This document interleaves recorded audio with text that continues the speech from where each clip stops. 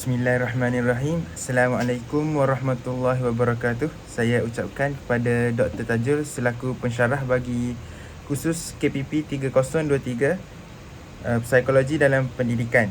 Nama saya Muhammad Faiz Azhad bin Hadi dari kelas AK bernombor matrik D2024 11111830. Okey, pada hari ini saya ingin membentangkan tugasan poster individu saya yang bertajuk Gaya Pemikiran.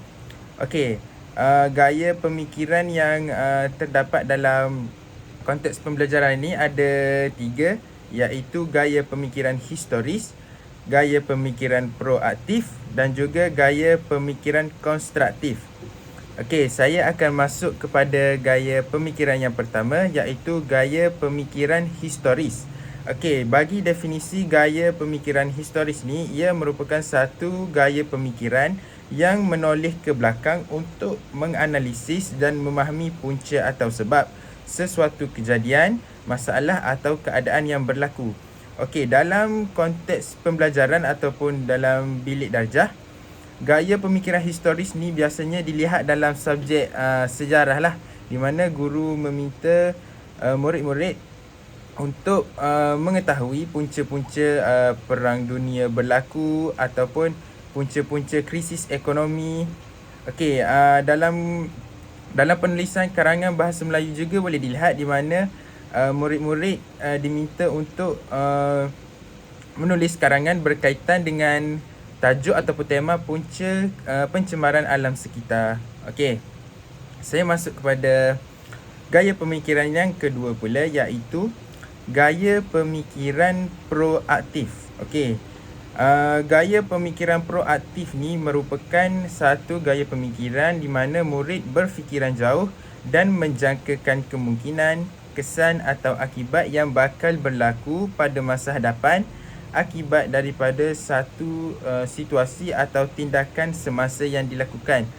Okey, bagi gaya proaktif ni, murid-murid misal kata diberi tugasan berkumpulan, mereka perlulah menyiapkan tugasan tersebut mengikut masa yang ditetapkan.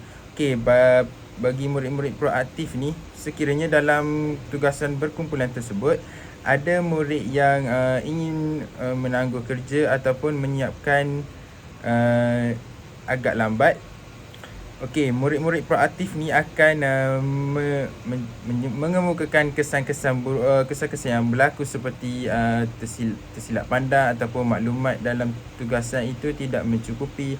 Okey, kesan proaktif juga boleh dilihat dalam seperti historis tadi, dalam penulisan karangan, di mana murid-murid boleh menulis karangan atau rumusan berkaitan dengan kesan-kesan pencemaran alam misalnya. Okey, saya akan masuk pada gaya pemikiran yang ketiga, iaitu konstruktif, iaitu gaya pemikiran yang berorientasikan penyelesaian. Ia melibatkan usaha untuk mencari langkah dalam mengatasi masalah atau kelemahan yang dikenal pasti serta mencipta idea baru bagi proses penambahbaikan. Okey, gaya pemikiran konstruktif ni adalah menuju kepada penyelesaian ataupun langkah lah. Okey, sekiranya ada masalah ataupun kesan yang dilihat, okey, murid perlulah cari langkah penyelesaian untuk menyelesaikan masalah tersebut. Okey, saya juga selain langkah penyelesaian, juga berkaitan dengan mengemukakan idea baru. Okey, saya suka untuk mengambil satu contoh.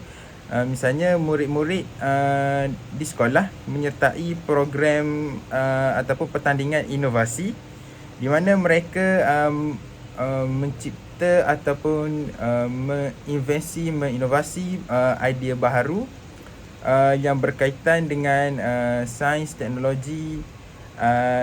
teknologi. Okey, selain itu dalam mata pelajaran reka bentuk dan teknologi, murid-murid juga biasanya ada dikehendaki untuk mencipta satu projek.